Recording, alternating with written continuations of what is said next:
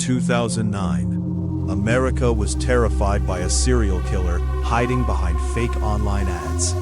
He looked normal, spoke politely, offered easy money through Craigslist modeling jobs. But the women who met him alone never came back.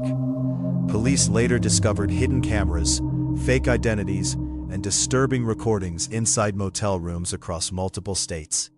And before disappearing himself, the killer left behind one chilling message. The scary thing about the internet is how easy it is to pretend to be someone else. Back in the early days of online classified ads, millions of Americans used Craigslist every day to buy furniture, find apartments, search for jobs, and sometimes meet complete strangers. It felt anonymous, easy, normal. But hidden among those innocent ads were dangerous people using fake identities to hunt victims online. And in 2009, one terrifying case shocked the entire country. A man who appeared completely ordinary was secretly targeting women through Craigslist, luring them into private meetings they would never return from. This is the story known as the Craigslist Killer. In the spring of 2009, 26-year-old Megan Lewis moved to Boston, hoping to start a new life. She worked part-time as a waitress while struggling to pay rent and student loans. Like thousands of young people across America during the recession, money was tight. One night, Megan discovered an online advertisement offering quick cash for modeling work. The job seemed simple: private photo shoots for wealthy clients. No experience required. High payment guaranteed. The ad directed applicants to contact a man named Richard Hale. At first, nothing about Richard seemed unusual. His emails sounded professional, polite, friendly. He claimed to work as a freelance photographer, searching for models for private magazine projects around New England. Megan hesitated at first, but desperation eventually won. After exchanging several messages online, Richard offered her $500 for a single evening photo shoot at a hotel outside Boston. Easy money. At least, that's what Megan believed. The night before the meeting, Megan told her roommate about the job. "You sure this guy's legit?" her roommate asked nervously. Megan shrugged. He seems normal, but something still felt wrong. Richard refused video calls. He avoided answering personal questions. And every email ended with the exact same sentence: "Please arrive alone." The following evening, Megan drove to the small hotel listed in Richard's message. Rain poured heavily across the empty parking lot, while neon lights reflected across wet pavement. The motel itself looked old and strangely quiet. Megan checked her phone one last time. New message from Richard, room 214. A strange chill ran through her body. Still, she walked toward the room.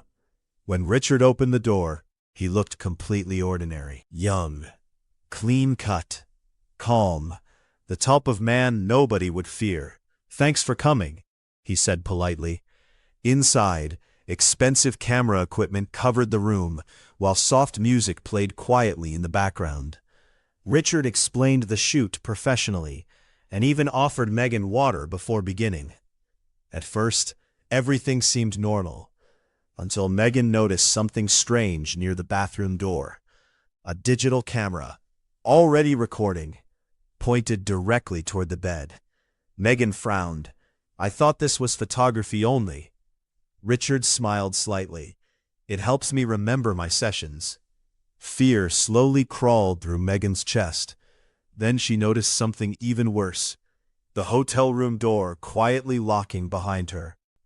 Megan turned slowly. Richard stood motionless beside the door, still smiling. "You shouldn't have come alone," he whispered. The next morning, Megan Lewis disappeared. Police initially believed she simply left town voluntarily. But days later, another woman reported a terrifying encounter with a man matching Richard's description after responding to a Craigslist modeling ad. Soon, investigators uncovered dozens of fake online accounts connected to the same person. Fake names, fake jobs, fake photo shoots. Authorities realized they were hunting a predator using the internet to lure victims. As media coverage exploded nationwide, fear spread rapidly across America. Parents warned daughters about online ads. News stations repeatedly showed the same chilling headline: Craigslist Killer still at large. Detective Marcus Reed led the investigation. A veteran homicide detective from Boston Police, Marcus quickly noticed disturbing patterns in the suspect's behavior. Every victim received messages late at night. Every meeting happened in cheap hotels near highways, and every woman disappeared after arriving alone. But despite months of searching, Richard Hale didn't officially exist. The name was fake, so were the photos attached to the ads. The killer was hiding behind stolen identities. Then police finally caught a break. Security footage from a motel showed the suspect briefly entering a gas station near one crime scene. The image was blurry, but enough remained visible for investigators to identify the man. Ethan Graves, 29 years old, medical student, no criminal history. Neighbors described him as quiet and intelligent. Nobody suspected anything dark about him, which made the truth even more terrifying. Police searched Ethan's apartment days later. What they discovered shocked even experienced investigators. Hidden inside a locked room were dozens of hard drives, cameras, hotel receipts, fake IDs, and hundreds of photos connected to missing women across multiple states. But one discovery disturbed detectives more than anything else: video recordings. Hours and hours of recordings from hotel rooms.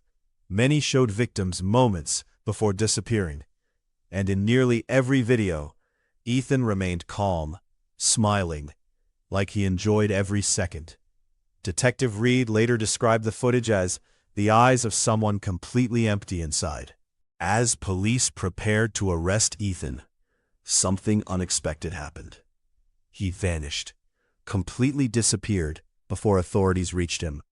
For nearly 3 weeks, the entire country followed the manhunt obsessively. News channels warned citizens daily, while internet forums exploded with theories about where Ethan might be hiding. Then one night, another Craigslist ad appeared online. Same writing style, same fake photography job, same sentence at the end: "Please arrive alone." Police traced the IP address to an abandoned motel outside Chicago. SWAT teams surrounded the building shortly before midnight. Inside room 214, they found lights still on, camera equipment ready, fresh food sitting untouched on the table. But Ethan Graves was gone. Only one thing remained inside the room: a laptop playing a video automatically. Detective Reed watched silently as Ethan appeared on screen, smiling calmly into the camera. "If you're watching this," Ethan whispered, "it means you were too late." Then Ethan slowly leaned closer toward the camera.